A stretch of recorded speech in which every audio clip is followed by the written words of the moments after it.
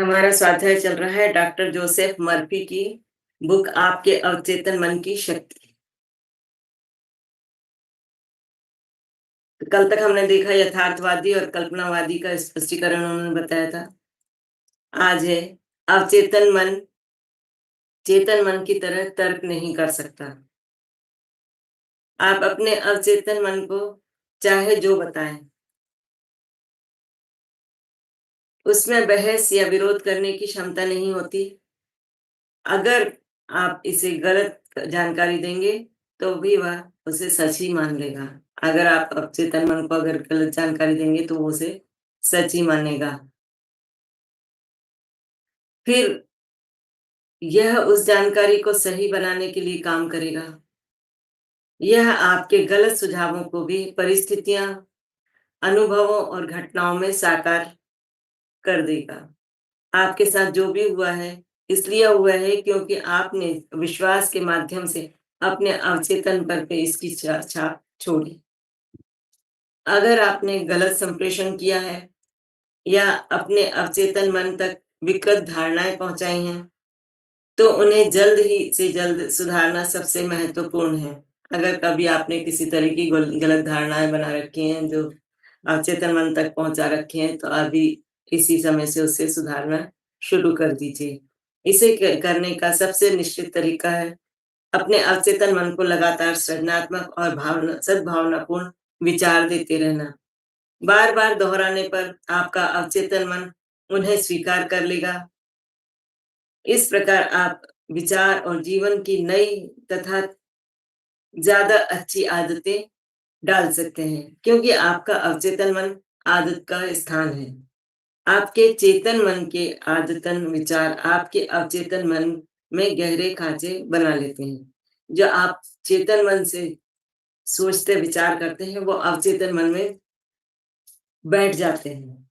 अगर आपके ये विचार सद्भावनापूर्ण, शांत और सृजनात्मक हैं, तो आपका अवचेतन मन प्रतिक्रिया करते हुए सद्भाव, शांति और सृजनात्मक परिस्थितियाँ उत्पन्न करेगा। क्या आप डर, चिंता और अन्य प्रकार की विनाशक सोच के शिकार हैं? इलाज है अपने अवचेतन मन की शक्ति को पहचान कर उसे स्वतंत्रता, खुशी और संपूर्ण स्वास्थ्य के आदेश देना। आपका अवचेतन मन रचनात्मक है और देवी स्रोत के साथ एक रूप है। यह उस स्वतंत्रता, खुशी और संपूर्ण स्वास्थ्य को उत्पन्न करने लगेगा, जिसका आदेश आपने पूरे विश्वास के साथ दिया है। सुझाव की जबरदस्त शक्ति। हमने अब तक जिन बातों पर विचार किया है, उनसे आप देख सकते हैं कि आपका चेतन मन द्वारपाल की तरह है। इसका एक महत्वपूर्ण कार्य गलत सुझावों से आपके अवचेतन मन की रक्षा करना है। यह इसलिए महत्वपूर्ण है क्योंकि यह मस्तिष्क के एक मूलभूत नियम पर आधारित है। आपका अवचेतन मन सुझाव के प्रति बेहद संवेदनशील है। जैसा आप जानते हैं, आपका अवचेतन मन तुलना या विरोध नहीं कर सकता है। यह तर्क-वितर्क नहीं कर सकता है और खुद कुछ नहीं सोच सकता है। ये सभी काम चेतन मन के हैं। अवचेतन मन तो बस चेतन मन द्वारा इस पर छोड़ी गई छापों पर प्रतिक्रिया करता है। यह कार्य की अलग-अलग दिशाओं में से किसी एक को नहीं चुन सकता। इसे तो जो दिया जाता है, उसे ही वह ले लेता है। अगर आप नकारात्मक विचारों से घिरे हैं, तो आपका अवचेतन मन उसी प्रकार प्रतिक्रिया करेगा और सकारात्मक है, तो उसी तरह अ, उसी तरह की प्रतिक्रिया वो करेगा। सुझाव में बहुत शक्ति होती है। कल्पना करें कि आप किसी ऐसे जहाज पर हैं जो थोड़ा हिल रहा है। आप एक भयभीत सहयात्री के पास जाकर कहते हैं, आपकी हालत अच्छी नहीं दिख रही है। आपका चेहरा बिल्कुल हरा लग रहा है।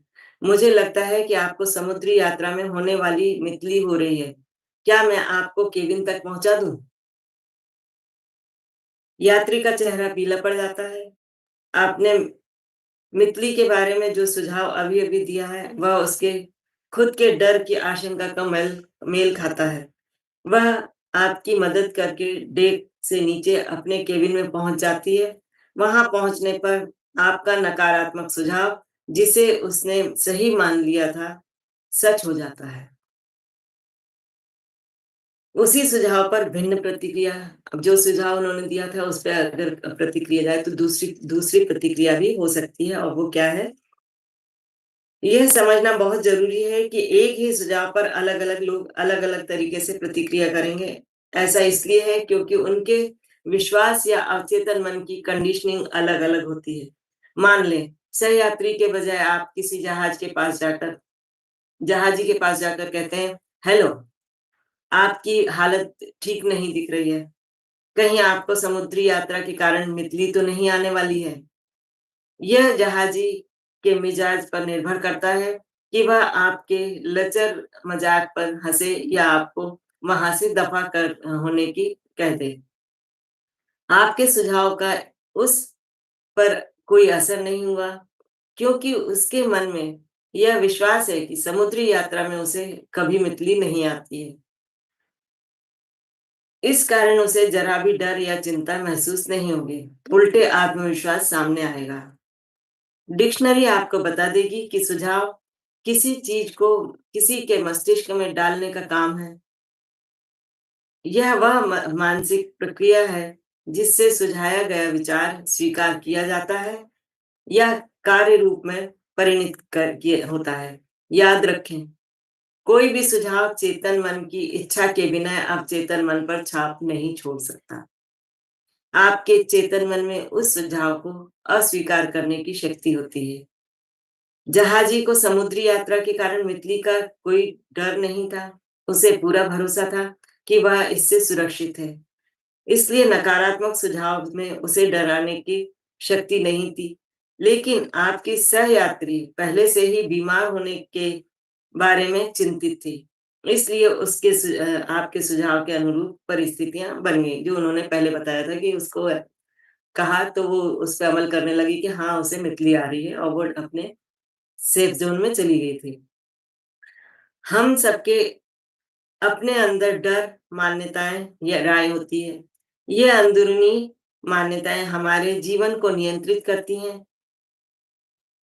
सुझाव में स्वयं की कोई शक्ति नहीं होती। इसकी शक्ति तो इस बात पर उत्पन्न होती है कि आप इसे मानसिक रूप से स्वीकार कर लेते हैं। सिर्फ तभी आपकी अवचेतन शक्तियाँ सुझाव की प्रकृति के अनुरूप काम करती हैं। अगर किसी ने कोई सुझाव दिया है और आपने उसे मान लिया है, तभी अवचेतन मन पर उसका कार्य शुरू होता है, नहीं तो नहीं होता। आपने अगर नहीं माना, नहीं तो वो कुछ भी नहीं होगा। उसने अपना हाथ कैसे गँवाया? अब यहाँ उन्होंने एक और उदाहरण दिया। कई सालों से मैं कैक्सटन हॉल में लंदन ट्रुथ फोरम में नियमित रूप से भाषण दे रहा हूँ, जिसे मैंने कुछ साल पहले स्थापित किया था। इसकी निदेशक डॉक्टर इवलिन फ्लीट ने मुझे एक आदमी के बारे में बताया, जिसकी छोटी बेटी को रूमेटाइड अर्थराइटिस और दर्दनाक चर्म रोग मतलब सोरायसिस था। कई जगह इलाज हुआ, लेकिन डॉक्टरों की तमाम कोशिशों के बाद भी कोई फायदा नहीं हुआ। वह आदमी हताश हो गया। वह खुद से और अपने दोस्तों से बार-बार कहता था, अपनी बेटी को चंगी देखने के लिए मैं अपना दाहिना हाथ देने को तैयार हूँ। डॉक्टर फ्लीट के अनुसार एक दिन परिवार सैर-सपाटे पर गया। कार की दुर्घटना हो गई और पिता का दाहिना हाथ कंधे से अलग हो गया। अस्पताल से घर लौटने पर उसने पाया कि उसकी बेटी का आर्थराइटिस और चर्म रोग पूरी तरह ठीक हो चुका था।